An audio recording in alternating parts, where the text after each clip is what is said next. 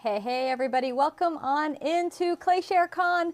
This is the start of day 5. Sadly, it's the last day, but we have a lot planned for you, and we're going to start right off with a what I call watercolor pottery tutorial. So this is basically part 2 from my Mishima demo yesterday. A lot of folks really wanted to see what happened next, and so I decided to schedule one of this instead of doing the extruder demo, which I will do the wall extruder demo in another broadcast. So that will happen, just not right now. I feel like it would be unkind of me to leave you hanging. So this is the piece we started yesterday, and I don't know if you can tell, I went ahead and finished the pattern. I even put a little doodad on the inside, which I might go back into and expand and carve into it a little bit more. And that's the great thing about this Mishima process, is you can carve a piece, fill in all your lines, wipe them all back, and then you can look at it and you could be sitting there thinking, well, you know, I missed a spot, I need to carve there, or I want to add something over here, and then just go back and do that, carve it again, add your little bit of underglaze that you're using, and then wipe it back, and it's fine. And if you want to do multiple colors, that's a great way to do that as well. So you could do an element with one color, wipe it back, and then another color and another. Works great that way. So this pattern right here is on leather hard green ware. It needs to dry now, so I'll sit it on a shelf, let it dry till it's completely bone dry, then we bisque fire it. So once you bisque fire the piece, you end up with this. You can tell the difference, right? Same exact clay. Laguna B Mix 5, Laguna B Mix 5. This one is leather hard, this one is fired bisque ware. So once it's fired, you are ready to add your color. You don't have to add color. We were talking yesterday about the fact that if you wanted just to do a line, you could do that. This piece here, I did put the color on first, then waxed and carved, but the black lines are really strong. They're going to stay. So if you did a carved design and then you just want to do a wash of color on the top, in stripes like this, or possibly about like this here, you could just do that on top of the surface. So if you forgot to put a wash on and you want to add one later, easy to do, easy. And that's a nice way to just add simple color and then a clear glaze on top. So I'm going to be using watered down underglaze. That's why I call it watercolor pottery, because it's basically just like doing watercolor. We are going to water the underglaze down quite a bit. 75% water, 25% underglaze for most of them, and we'll put on layers to build up intensity. And one thing that you can struggle with sometimes, and I've got one, where is it? Here it is. If you don't water it down enough, they become very chalky. So I'm in 2. You can go to 2 for me. So what we're after is a watercolor effect like this bird cup. And you see how that's really lovely. We have shading and you can see all that. But if you're not careful, it can be too thick and look chalky like this and just clunky. It doesn't have the refined elegance of this. Now, yesterday we saw Paula McCoy show us how to use her color concentrates for the first time. And I need to test those because those might be exactly what I really want. Right? Because watering down the underglaze, it can be tricky to get the consistency correct. And I've been doing this for a long time, so I have a lot of experience with watering them down, but if you're starting out, it can be frustrating. You're going to get a lot of chunky. This one actually I didn't color. I had an intern a few summers ago and had a bunch of cups that needed to be colored that were at this stage here, and she was working and she's like, well, do one and show me the colors you want. And so I did, and she had 12 of them to do, and she did them, and she did her best. I'm really happy she did it, and you know, it's always great to have interns and get to work with students, but I can tell this is not what I would have done, but she did a great job. Okay, so I'm going to take clean water and start by just wiping any dust that might be on the inside or outside of my piece. The process we're going to do, you don't really want a dirty surface, right? Dust can be a bit of a thing. So just clean this up. Also, by getting it a little damp to start with, Bisqueware is very porous. It's very thirsty. It's going to absorb the color so fast that sometimes it's hard to blend it. So just by wiping it down a bit, you're putting a little moisture in that clay so that your colors will blend a little better. There.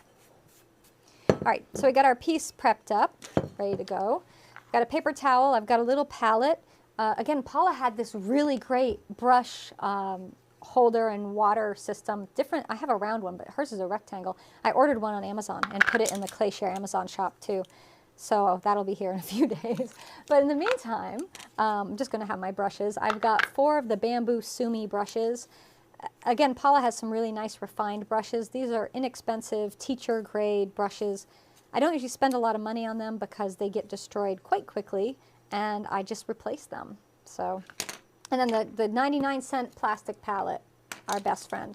If you need deeper containers, you know, little applesauce containers, fruit cup containers, these are little condiment containers. Great things to have. Can you do this over underglaze transfer that have been bisqued? Absolutely. Just keep in mind, underglaze transfers do tend to smear. The underglaze is really well set on our carving. That's not smearing. But underglaze transfers really, they sometimes smear. So they can be a little persnickety. All right. I started with speedball underglazes when I first got into underglazes because they're so cost effective and they just really make it easy to work with. They are completely blendable. When they're thin, they have a really nice translusive quality. And I've got these old bottles. And what I really hate them because look, you have to struggle to get the top off when the new ones are just easy twist. These little ones, I mean, they get on there, right? So that one, I've got a bunch of them. Have you open those for me? So we're going to start with our underglaze, and I'm just going to make my palette. This is the teal, and I really only work with my underglazes watered down. I don't use them full strength. I think because I have found underglazes, when you put on 3 coats of underglaze, it tends to get clumpy. It can be too thick. You can end up with some problems with blistering and peeling away that I don't want to have. Dollar Tree items for the win, exactly. So this is the teal, this is turquoise. See how thin they are? I've already watered these down. I just keep them that way so that it's ready to go, since that's how I work with them. But if you are going to use these and you find that you want them to stay the consistency they come, then just take some out and put them in a separate container. See how thick? Let me just show you. See how thick they are to start with? It's like a thick, chunky mess. So you want to thin that down so it's like a watercolor. And oftentimes, these bottles, I'll thin it down, and I can sometimes just work out of the bottle. But again, they don't make those anymore, and you wouldn't want them, even if they had them. All right, so we've got aqua, turquoise, teal. Gonna put a little chartreuse in there, maybe. And if they're, you know, thicker and you want to scoop them out, you can use a little back of your clay knife and scoop a bit out, and then add your water to that. And for water, I just use tap water. I don't use fancy water. You can use any water you want. I'm not stopping you. I'm just going to stick with the big jars. Those little jars are a nightmare.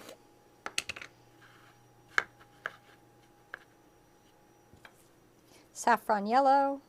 See, it's like well, what would we consider that? It's thicker than pudding at this stage. It's actually too thick for even brushing on the surface, I think. It's like hummus. It's like hummus thickness. And then I got some peach. Peach is one of my favorite colors they make. Love that color.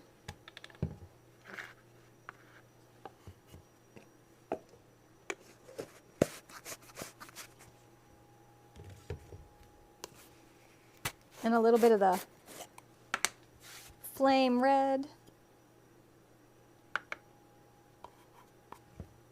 I've got a paper towel here off to the side too that I'm going to be using. And I just want to grab, let's see, this is the new colors. I've been showing this a lot. I show this all the time. You're going to get sick of seeing this if you hang out with me. No, you will be like, yes, I got one too.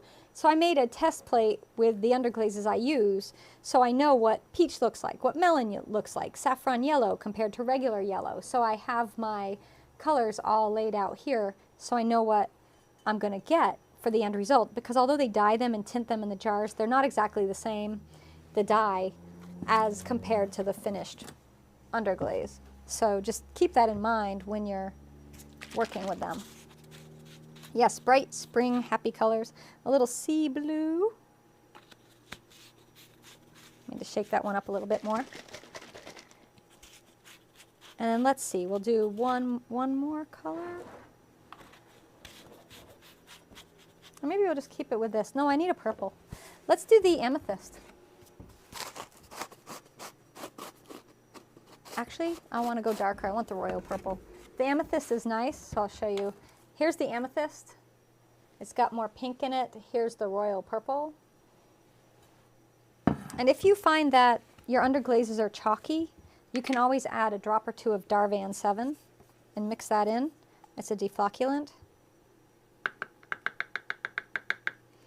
So I don't use white because water is going to be our white, just like it is in watercolor.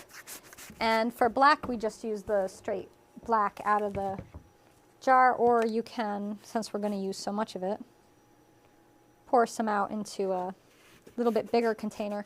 And I'll use the black to make shades. So for our tints, that's our lighter colors, we just thin it with water. And for darker tones, we make shades by adding the black. Okie dokie. Now we're ready.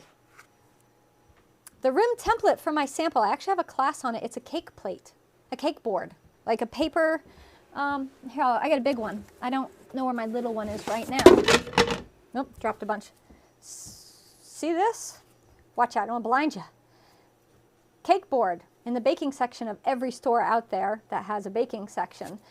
This is the big one, but there's the next size down, which is what I did with this.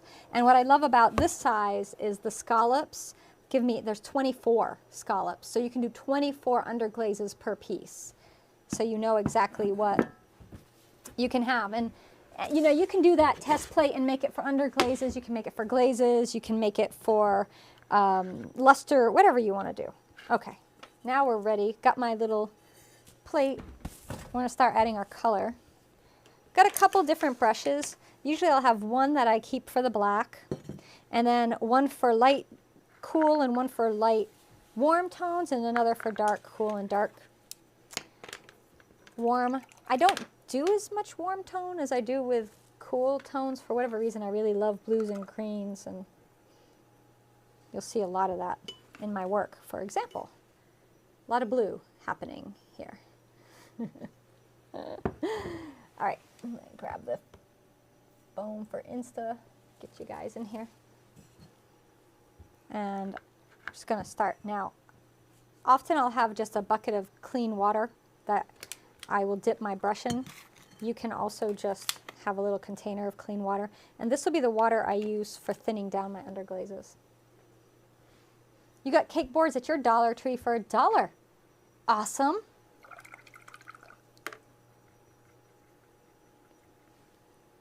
So I start with the lightest color.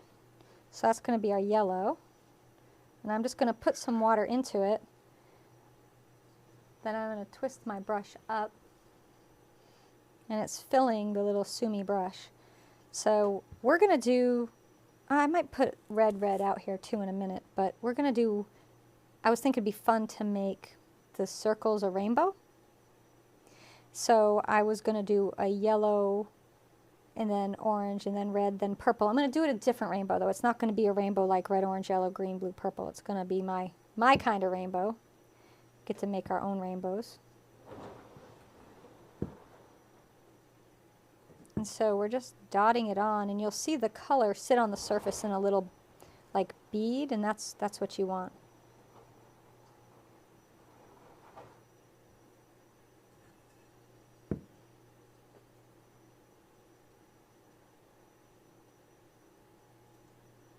do have another piece with a flower on it that I might paint for you too.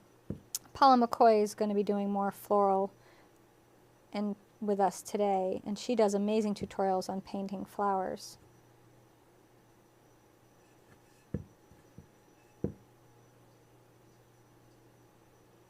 So I could go around and do the whole thing with the yellow, but that would take forever. So I'm just going to do a section of the pot. So we did the yellow. Now we're going to go to, I told you it was My Rainbow, peach instead of orange. What's the water ratio to underglaze? About 80% water, 20% underglaze. It's very, very watered down. And the thing is, I'll go back in and often do a second coat. That's why I water it down so much. And especially when I'm doing things like leaves or birds or flowers, you want to be able to add shading to it. And by keeping it really thin, you know, you can just you can shade a little bit of it, like just the edges or just one side. If you accidentally go too thick, just grab your sponge, tap it off. I know it looks like it's everywhere, but it's not. That's actually the color of the clay being pinkish because it's wet. And so there's our next color out.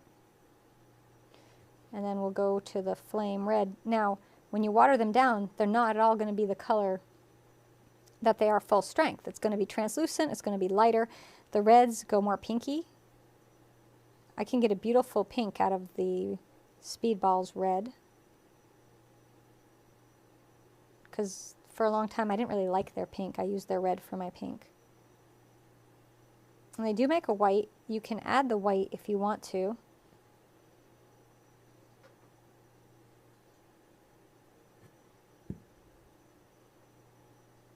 But again, I'm not trying to make it opaque, and the white has opacifiers in it, and it tends to make it a little too opaque for me.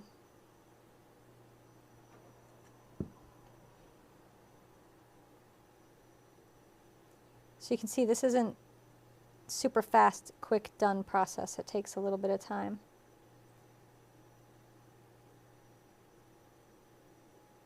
All right, let's go to the next color.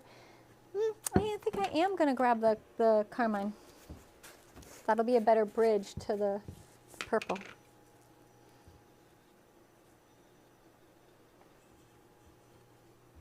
What color do I use to write the glaze color name on the test plate?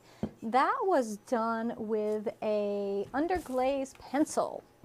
So we'll go back to the test plate, and you'll see I just wrote with an Underglaze pencil. Need to sharpen mine. It's a little dull. But I just wrote Speedball, Underglazes, Cone 5, Clear 2167, because that's my clear.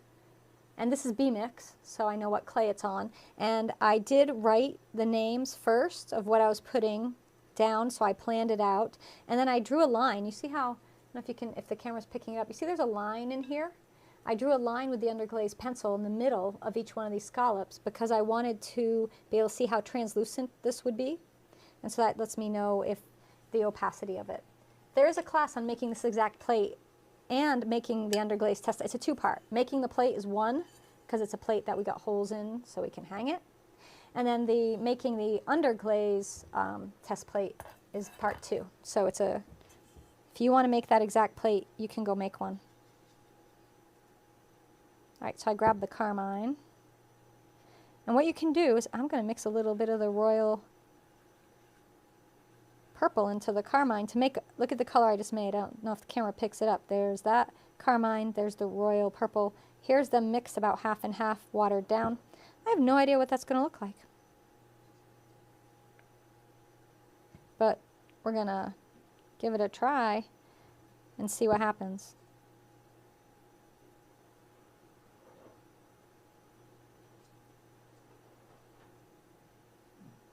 And then the next one I'm going to go in, I'm going to do the purple, the royal purple. So it's going to end up being that my circles are very yellows to orange to red to purple. There's no greens in them.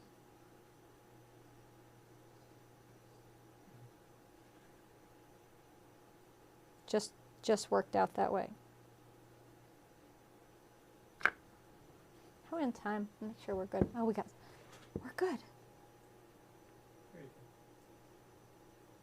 Thanks. Camera 4 is off, so working with camera 2 for your detail. All right, we need to come adjust it. It's too high. I can also work on, if this is helpful, and you might want to work on a piece of foam or something, That's perfect. because you might not want your pottery just rolling around on your work surface. You might spill a little bit of glaze or underglaze on it, and you might not want to get it on your pot. So this is our mix color. This was the carmine.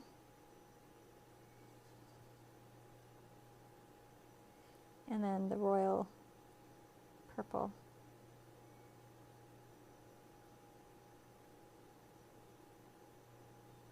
And so you just keep going with whatever you're doing for colors. I'm at purple now. I could go into blues if I want to. It's, however it ends up working out. And then we have to do something with the little swirlies. Oftentimes I will just do a gray for something like that. So that would be our black. And then we're going to move on to the flower because I really want to show you guys flowers.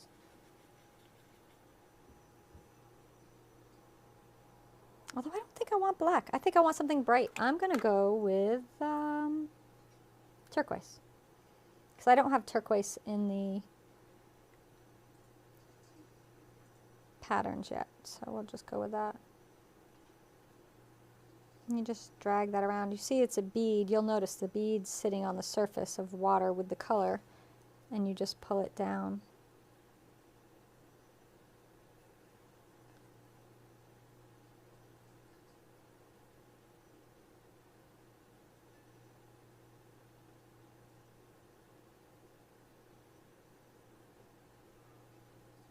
These aren't supposed to be solid colors. They're supposed to be watercolory. Yeah, that's going to work really nice, I think. Let's wait till it comes out of the kiln. And that's the thing about it. You don't know what it's going to look like. Sometimes I'll do them and I think it's dark enough, and then I take them out of the kiln and it's too light. And it's like, well, that's the way it is. Because you could put it back, put another layer on and try to fire it again. It would be weird because after I make this, after I do the color, then I go ahead and I add the glaze. So it would be difficult to do it. It would be kind of like a maiolica. That's going to be too thick, so we're just going to sponge it off. If any of the underglaze gets into the black lines, don't worry. The black lines are so strong, they will overpower the underglaze, so you will see the black line. So this is where we're going. You can see it's going to take a little while to do, which I like to. So how do we glaze it without smearing the underglaze? Well, you wait till the underglaze is dry. And then if you're brushing on your glaze, you're going to brush over once. Don't brush back and forth. Just brush over the area and then stop, let it dry. When it's completely dry, you can do your second coat. If you're dipping, you just dip it in and it's done. It's fine. I usually dip, but you can go ahead and, whatever glazing method you like to use will work for this. There's no right or wrong. I'm just going to I feel like I need to do a little more here. I'm going to leave it kind of half done.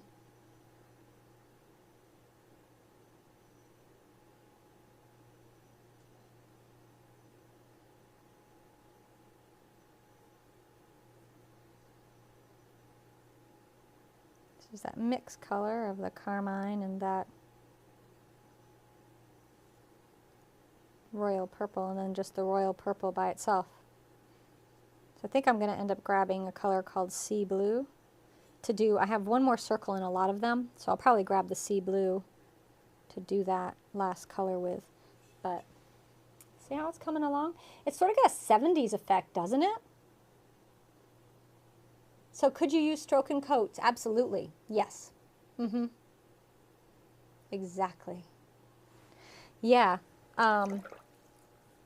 Any underglaze could be used, stroke and coats could be used. I haven't tested the color concentrates yet. I want to, so I'm not sure how they'll work. I need to learn how much I need to put on to get a good color payout. So I feel like I need a little more in here where I had that peach, and a little more where I had the, actually that's the peach, and then I have the flame. This one's the flame. Do another. So you can see the color on this one looks good. This one looks about right. The others look like I might have to go back and touch them up. And that's how this works. You know, sometimes you do have to go back and touch things up to get good color. All right, let's do this flower. And I might do this as a half and half because this one here has, I didn't wipe it clean yet to get the dust off. This one has flowers on it, and I want to try the color concentrates. So what I might do is I might do some of it with the speedball and some with the color concentrates. I won't do the color concentrates during this though. So do I cover with speedball underglaze? Well, mostly I use my own dippable clear 2167. I make it myself and I dip it. The top of this is dipped in my chun, the bottom was dipped in my clear. Although I do brush, this one I brushed the 2167 on. But absolutely, you can use Speedball Clear. Speedball Clear is a great clear. It works fabulously with their underglazes and many other companies' underglazes. So completely can use it. You can use any clear. I would recommend a zinc-free clear just because zinc can alter the color and sometimes eat away at your colors too. So to have a problem with the watercolor dripping over the pot if it's too watery. I wipe it back and start over, Alexandra. Yeah. So if I was putting some in, and often you will see me, I have a paper towel here off to the side. You know, sometimes I'll just dab it if I think it's too wet so that doesn't run. Sometimes I'll test it on the paper towel. You know, I'll just kind of brush it and see what happens. Because I don't want to have a big gob of color go down all my hard work and lose that. So yeah, I'll do that sometimes. All right, let's go back in. We're going to use yellow. This is saffron yellow. It's a really intense, warm, goldeny yellow, and I'm going to go right in here and do the center of this little wild rose flower. So I have a bunch of classes on not just carving. I have a drawing for potters category on Clayshare where I teach you some very, very simple drawing techniques that aren't meant to teach you to draw more, but they are meant to teach you to draw on pottery. Does that make sense? So it's not meant to send you out to become an illustrator. It's meant to teach you how to draw on your pots because it's a little different thinking. Although if you draw already, you'll be able to carve and draw on your pots. So I did that one layer of the yellow, but now I'm going to go in with the peach and just on the very edge, and this is a tiny detail, I'm just going to do a dot and a dot and a dot. And we'll do the same over here. And what that will help you do, those drawing classes, is if you want to do sgraffito, and I've seen we've got quite a few members who never carved before, watched my drawing classes, watched my carving classes, and now you wouldn't believe just in a year or so the work they're making. Like they're making breathtaking carved pieces, like amazing works of art. Let me take this in close so you can see. I don't know if you can see the variation we got going on. It's too close. It's very subtle. It's going to come out like, see this flower here? See how the ends of the petals are darker and the inside's lighter? So that's what we're going for. And that's just the yellow and then the peach on top. And that's how I did all those flowers that same way. And then the same thing on the leaves. You know, when we do the leaves, I've got yellow and chartreuse. Yellow first and then chartreuse swatches on them so that it gives it shading and depth. This one here, those leaves, to get the shading on the leaves, I've got 3 different greens that I was working with and a yellow. And same thing to do the shading on the bird and on the flower in there. So you can see the different greens that are happening. If it's the same color, it's going to be very, very boring. Please try CFE Sumi brushes. They hold so much product. I'll look them up. I mean, these hold a ton, and I don't want too much because I want to switch my color out.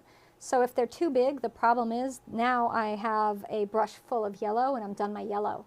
And now I have to wash out that product and start all over. So I will definitely try others, but yeah. All right, let's go to the flowers. It's a rose, so we want it to be a red. We'll start with the flame red.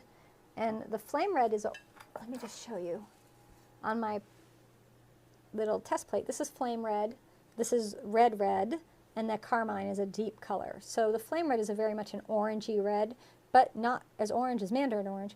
The red is great. I do love the red. I only have it in the old bottle. And let me see if I can get it open. Might need, I got it. I'm going to go with the old red just because it's a true red, and I really want to water it down to get a pink, and I know the pink I get from that when I water it down. Yeah, I'm always willing to try new brushes, new colors, everything. I'm not locked into stuff. I mean, I started with Speedball because they are very affordable, and so you can see my messy palette and what's happening down there. And I just stuck with them because they work so well, and I haven't really had any trouble with them.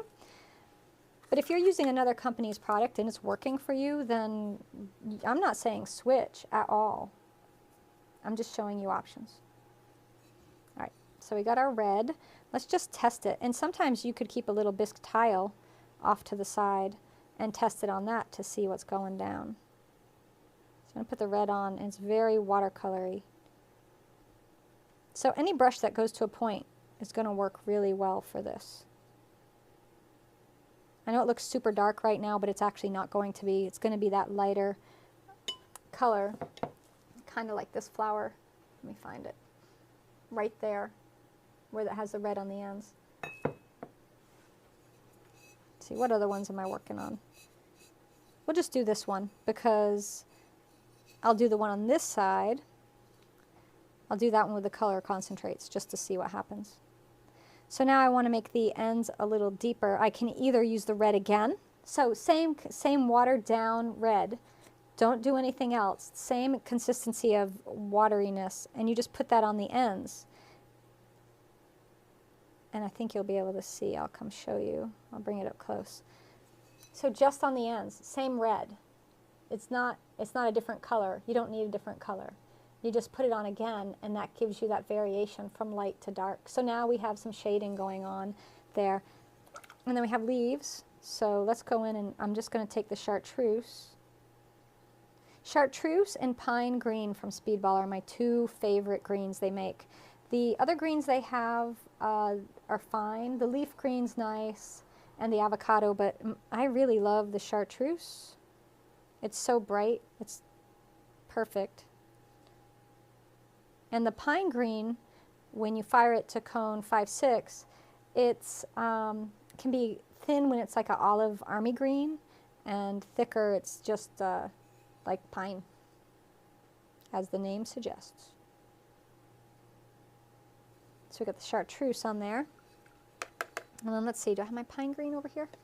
I do. So let's see if we can pour it. I got another container we'll pour this into.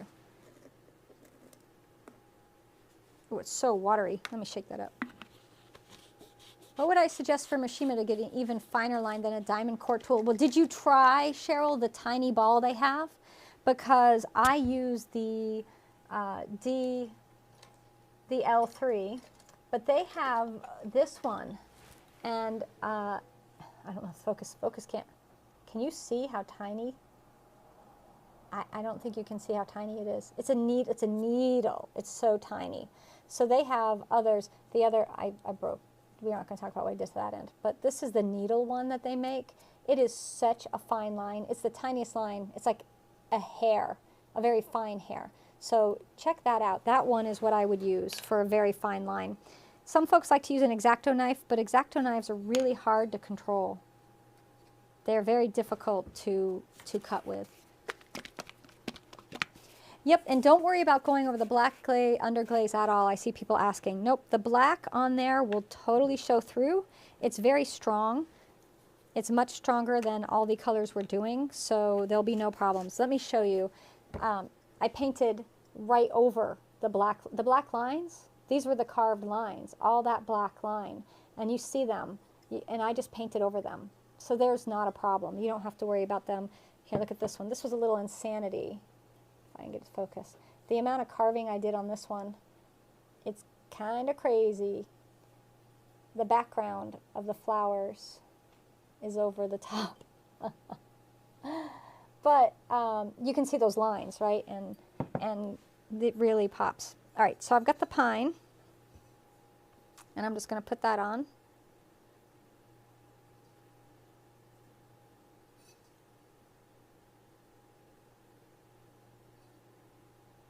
So I got the two greens going on there. And so that's the flower. It's a very simple flower. And it will be light. It'll be like watercolor, as we want it to be. So what happens when you use this technique without carving? Absolutely. Elizabeth, I have a class on painterly underglaze, where we do paint on the surface with our brushes and paint flowers, and they stay. You don't need the lines. It's just another design element. I'm looking to see if I have anything. I don't have any of the pieces out here that I did for that. They, you know, as many of my samples I try to keep, but I can't keep everything. I do tend to sell pieces. Happens from time to time. I know it seems like I don't, but I do. For those of you who keep asking me, when can I get some of your pieces? Well, I have Open Studio coming up in May. It's Memorial Day weekend. It's an in-person event. It'll be happening here at the studio, and I'll have a bunch of pots for sale there, and then after that happens, I'll put what's left up online. So I'm not putting anything up until after the sale is over. So if you want to get something from that, you'll have to wait till the sale ends. All right, so let's do this band here with a color, just something in there. I think we'll go with,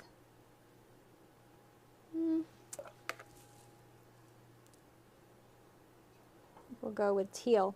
Teal's very dark.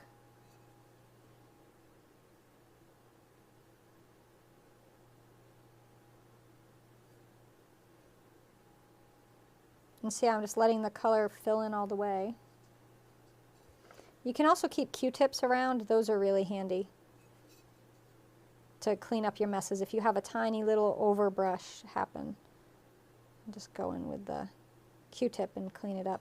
So I just did a little blue wash, and that black will show, but it just gives a little border on that. And then we got some more flowers happening.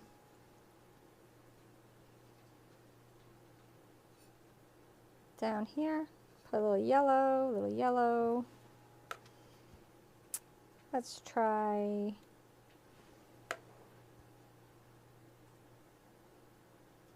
we'll do turquoise next. Turquoise can be a little strong. I'm just going to pat that with a paper towel. Teal and turquoise are two really good colors. The aqua and sea blue, those four I use way too much, honestly. I should use other colors more, but you know, it's hard. You find stuff you like, you stick with it. All right, so then I'm just going to go in with some peach. And if I decide I don't like this color palette, I can always wipe it off and start over. I did peach, but I think I'm actually going to have to add something else. I'll go with the carmine. We'll do just the ends with that. But you see, there, it's a little better. That's much better. And I'll show you just a little dot. So you can see the shading on those little flowers. See how pretty that's going to be? Yes, it takes a long time. So Nancy, I use black speedball underglaze. And which website do I use for selling my product? My pots will probably sell on Clayshare Market when we do the online sale, if there's any left. I'm hoping to have none, so that way I don't have to have an online sale, because I really hate packing pottery. It's my least favorite thing in the world to do. So if you missed the how to get the lines part, I did that yesterday in the Mishima broadcast. We actually carved this bowl right here. So this is how it starts, leather hard. greenware, which we carve our lines, and then you bisque fire it, and you get this, and then you add your color to it. After your color is on it, you're going to go ahead and glaze it. You can do a clear glaze, you can do any translucent glaze, anything that's going to let your design show through. And you can see this one, I got way carried away with this one. This is crazy time. I don't know. I actually made a rolling pin in this pattern, but it's just for me. I don't think I'll sell it. It doesn't line up. The design doesn't line up nicely. There's a problem with it, so I don't think I'll sell it. And I'm not going to design it for selling, but sometimes I do things for just myself, imagine.